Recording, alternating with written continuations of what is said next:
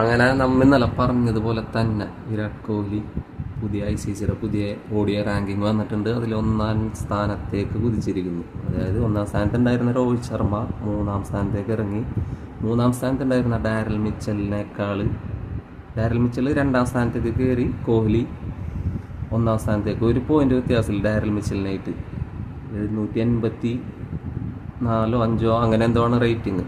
അപ്പോൾ നമ്മൾ പറഞ്ഞതുപോലെ തന്നെ അത് പ്രതീക്ഷിതമായിരുന്നു. കാരണം കഴിഞ്ഞൊരു 6-7 കളി അദ്ദേഹം കളിച്ച ലെവല് അതായിരുന്നു. 2016 നമ്മൊരു കോഹ്ലിനെ കണ്ടിട്ടുണ്ടായിരുന്നു. ആ ഒരു സെയിം വൈബിലാണ് ഇപ്പോൾ പോയിക്കൊണ്ടിരിക്കുന്നത്. അപ്പോൾ ഇനിയും അദ്ദേഹം വേൾഡ് കപ്പ് വരെ എന്തായാലും അദ്ദേഹത്തിൻ്റെ പ്ലേസ് ഷുവറാണ്. അവിടെ നമ്പർ 3 ഉണ്ടാകും അദ്ദേഹം.